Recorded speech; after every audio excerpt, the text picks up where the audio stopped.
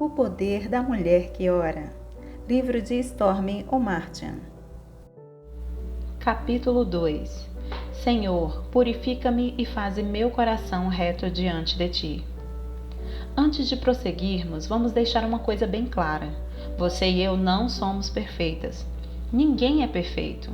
Ninguém chegou lá. Ninguém é incapaz de pecar. Ninguém vive sem problemas. Ninguém já andou tanto tempo com o Senhor que saiba tudo e, portanto, não tenha nada a aprender. Nenhum de nós é tão completa a ponto de não precisar de nada de Deus. Nenhuma de nós tem tudo absolutamente em ordem. Pronto, está dito. Por favor, não pense que eu disse essas coisas porque acredito que você precise saber delas. Pelo contrário, creio que você já sabe disso. Eu as mencionei porque quero que você saiba que todas nós sabemos disso. Sabemos disso sobre nós mesmas e uma sabe sobre a outra. Assim, podemos ser completamente honestas conosco mesma sobre nós mesmas. Ao ler este livro, não quero que você sinta que deve tentar alcançar um padrão inatingível. Este livro não é sobre alcançar padrões. É sobre você permitir que Deus se torne seu padrão. Não é sobre você mesma tentar fazer alguma coisa acontecer. É sobre reconhecer que você não é capaz de fazer nada acontecer, mas você pode entregar sua vida a Deus e deixar que Ele faça as coisas acontecerem.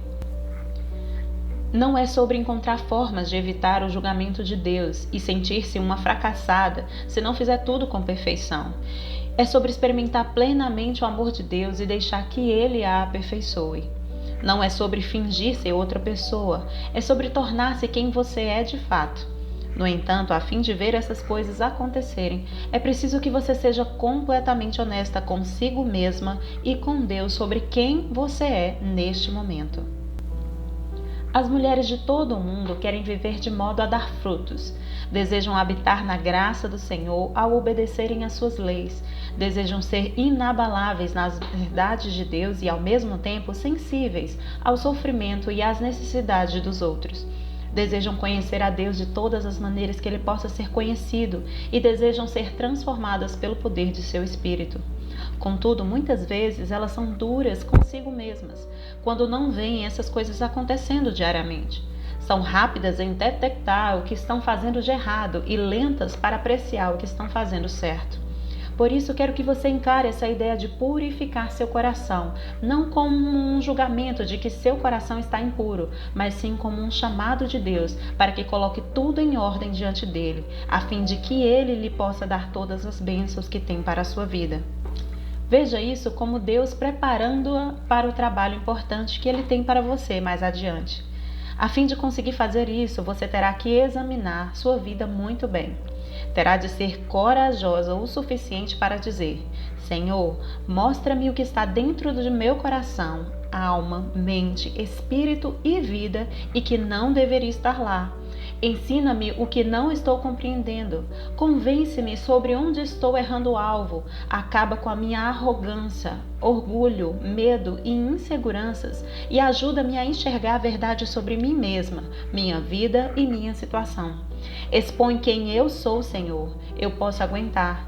Capacita-me para que eu corrija meus caminhos errados. Ajuda-me a colocar a verdade no lugar das mentiras e a fazer mudanças duradouras. É preciso coragem para fazer uma oração como essa. Talvez mais coragem do que muitas de nós têm nesse momento. Se você está hesitando em deixar que o Senhor exponha seu coração por causa daquilo que Ele pode revelar, então peça a Deus que Ele dê a coragem de que você precisa. A fim de ver mudanças para melhor ocorrendo em sua vida, você precisa estar aberta para a obra de purificação e aperfeiçoamento do Espírito Santo. Você precisa permitir que Ele exponha seu coração para que você não se engane sobre você mesma e sobre sua vida. Precisa convidá-lo a criar um coração puro dentro de você. Então, deve estar disposta a fazer estas duas coisas. Primeiro, confessar a Deus qualquer pecado em pensamento ou ação que Ele lhe mostrar. 2. Arrepender-se das coisas que acabou de confessar. A verdadeira confissão. Não pense que não tem nenhum pecado a confessar. só porque não é uma assassina nem nunca roubou um banco. Não pense que por estar caminhando com o Senhor há alguns anos e frequentar a escola dominical e estudo bíblico durante a semana, bem como todas as reuniões de oração entre uma coisa e outra, não tenha nada de que se arrepender. O pecado não precisa ser óbvio, com luzes piscando ao redor, para ser pecado. Por exemplo, você algumas vezes já duvidou de que Deus pode fazer aquilo que Ele prometeu em sua palavra? A incredulidade é pecado. Você já fez um comentário sobre outra pessoa que não foi exatamente lisonjeiro? A fofoca é pecado. Você já evitou alguém temendo que essa pessoa fosse pedir algo que você não gostaria de dar? O egoísmo é pecado. Você já teve uma atitude de desamor para com outra pessoa? Aquilo que não vem do amor é pecado. É difícil evitar o pecado o tempo todo. E por isso que a confissão é tão essencial. Quando não confessamos nossos pecados, falhas ou erros, eles nos separam de Deus. Então nossas orações não são respondidas. As vossas iniquidades fazem separação entre vós e o vosso Deus, e os vossos pecados encobrem o seu rosto de vós, para que vos não ouça. Isaías 59, 2. Quando não confessamos nossos pecados, acabamos tentando nos esconder de Deus. Como Adão e Eva no jardim, sentimos que não podemos encará-lo. Contudo, o problema relativo a tentar esconder-se de Deus é a impossibilidade. A Bíblia diz que tudo o que fazemos será revelado, até mesmo as coisas que dissemos e pensamos em segredo. Nada há encoberto que não venha a ser revelado, e oculto que não venha a ser conhecido, porque tudo o que disseste às escuras será ouvido em plena luz, e o que disseste aos ouvidos no interior da casa será proclamado dos eirados. Lucas 12, 2 e 3. E não há criatura que não seja manifesta na sua presença. Pelo contrário, todas as coisas estão descobertas e patentes aos olhos daquele a quem temos de prestar contas. Hebreus 4, 13. Que ideia mais assustadora! Se cada um de nós terá de prestar contas, quanto antes acertarmos as coisas com Deus, melhor. Na verdade, quanto antes tratarmos os pecados que podemos ver, mais rápido Deus nos revelará os que não podemos enxergar. E só Deus sabe quantos destes estão habitando em cada um de nós. Todo pecado tem uma consequência. O rei Davi descreveu isso muito bem quando falou de seu próprio pecado não confessado. Enquanto calei os meus pecados, envelheceram os meus ossos pelos meus constantes gemidos todo dia. Porque a tua mão pesava dia e noite sobre mim, e o meu vigor se tornou em sequidão de estio. Salmo 32, 3 e 4. Lembro-me de ter ressentimentos para com meu marido por palavras que ele me disse e que me magoaram profundamente. Enquanto me agarrei àquela mágoa e ressentimento, senti-me fisicamente enferma. Não queria confessá-los, pois considerava meus sentimentos justificados e ele o errado. No entanto, finalmente percebi que todo pecado é pecado. Então confessei meu ressentimento a Deus como pecado, e no momento que o fiz, a sensação de enfermidade em meu corpo se foi. Não há parte sã na minha carne, por causa da tua indignação, não há saúde nos meus ossos, por causa do meu pecado.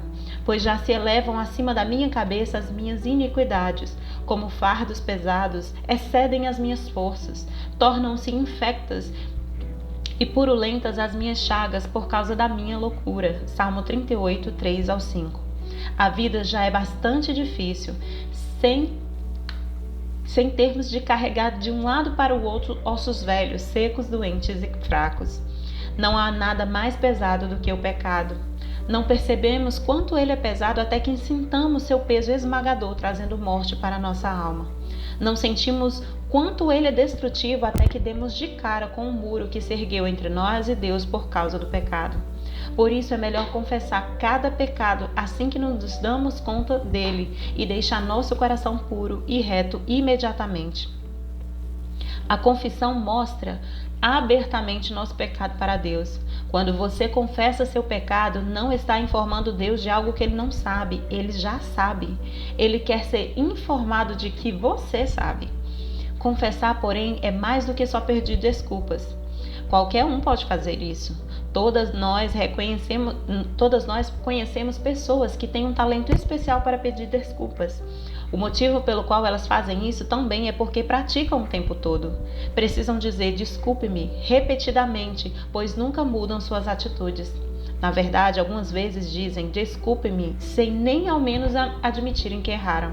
São os profissionais das desculpas. Suas confissões não significam nada. A verdadeira confissão, porém, significa admitir em detalhes o que você fez e então arrepender-se completamente daquilo. O arrependimento pleno. Uma coisa é reconhecer que você fez algo de errado e desobedeceu às leis de Deus. Outra é entristecer-se com isso a ponto de resolver com determinação jamais fazer tal coisa de novo. Isso é arrependimento. Arrepender-se significa mudar de ideia, dar meia volta e ir para o outro lado. Arrepender-se é sentir tão profundamente por seu ato a ponto de fazer o que for preciso para que não se repita. A confissão significa que reconhecemos que fizemos algo errado e admitimos nosso pecado. O arrependimento significa que sentimos por nosso pecado a ponto de nos entristecermos profundamente e mudamos de rumo. Arrepender-se de algo não significa necessariamente que jamais vamos cometer aquele pecado outra vez. Significa que não temos a intenção de cometê-lo outra vez. Assim, se você se pegar confessando o mesmo pecado outra vez depois de tê-lo confessado há pouco tempo e se arrependido dele, prossiga com a sua confissão. Não deixe que o inimigo coloque o laço da culpa em seu pescoço e grite palavras de fracasso em seu ouvido. Confesse e arrependa-se quantas vezes for preciso até poder dar um coice no inimigo e ver que você venceu a batalha com esse problema. Não alimente pensamentos como: certamente Deus não vai me perdoar de novo pela mesma coisa que confessei semana passada. Ele perdoa toda vez que confessamos o pecado diante dele e nos arrependemos plenamente. Bem-aventurado aquele cuja iniquidade é perdoada, cujo pecado é coberto. Salmo 32:1. Você pode mudar o rumo das coisas em sua vida quando se volta para o Senhor e se arrepende.